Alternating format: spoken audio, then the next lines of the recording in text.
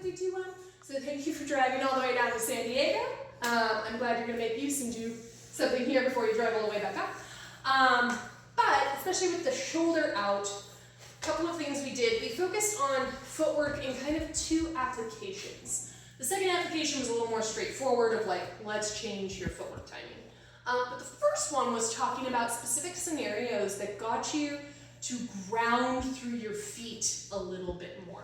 So sometimes when we picked some styling variations, we were almost dancing on top of the floor. And I know we've had other lessons about rolling through the feet and pushing into the ground on our triples rather than on top of the floor. But when we did say like a rainbow with our partner, where they bring our arm up here, our go-to was dancing up here instead of connecting through the floor. I'm like pushing myself from foot to foot so that I'm finding the lateral connection in the hand, right? And then it made it really easy when we were practicing having the lead pick the exit, having the follow pick the exit, right? Rather, when I'm in this intermediate state, my leader is like, I don't know when I can actually bring you out of this. We don't have any connection. So if I do something in this intermediate state, it's generally pretty quick, and then I'm seeking that connection. Then we practiced the same thing in a different connection point. So like when the leader rolls you in front, and instead of the hand, they're using your rib cage, right? So we practiced first doing it slow, like 1, 2, 3, 4, 5, 6, and same drill of having the lead pick the exit, the follow pick the exit. And noticing again, we're trying to take upward energy out of it, because again, this starts to unground me. And when my leader is connecting to the rib cage, I want to make sure the rib cage is now seeking the lateral connection.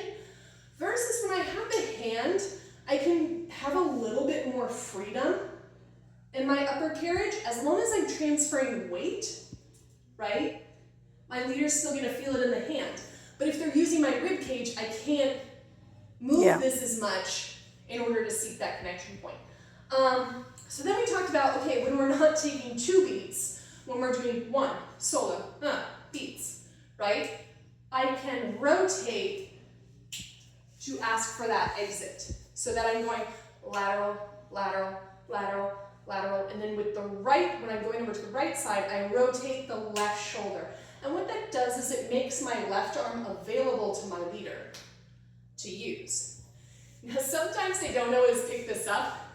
I mean, obviously today worked out beautifully, but sometimes when I'm social dancing, I like give them the arm and I'll pulse here until they're like actually ready to move me out. But just by doing the rotation, it frees up a limb for the connection point to get led out of that.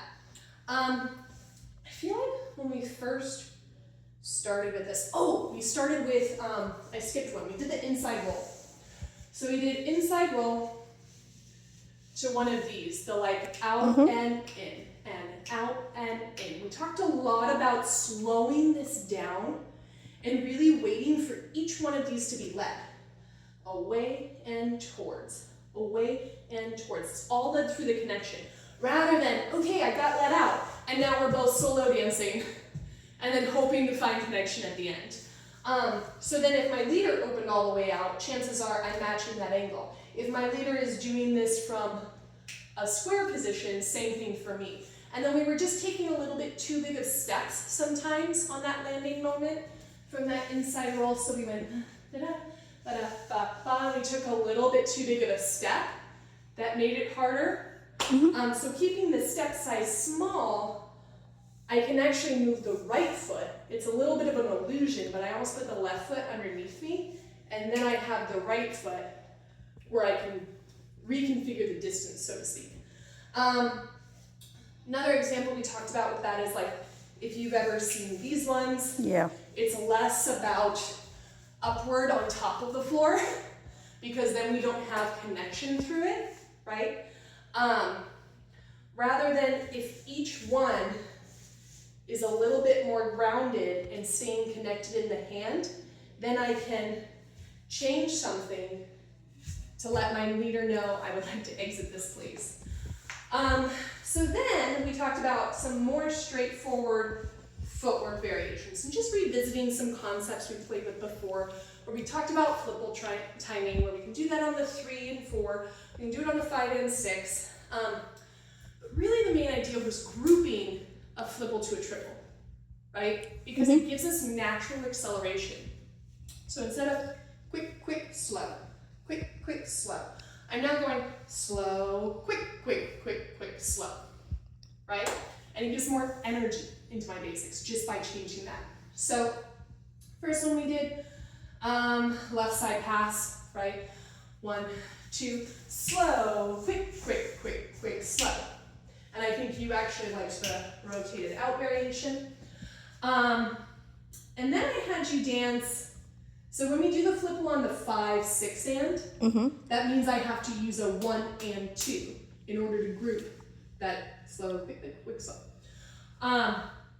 So what we did there, 5, 6 and, we had to do a drill where we reordered the structure. We went triple, walk, walk, triple.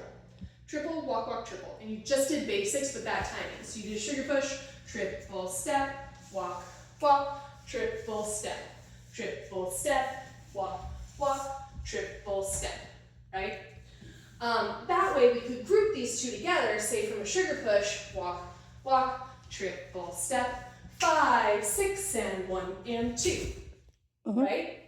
And then we talked about when we're doing our 1 and 2, whatever space I occupy on a normal 1, 2, I have to occupy that same space with a triple step. So I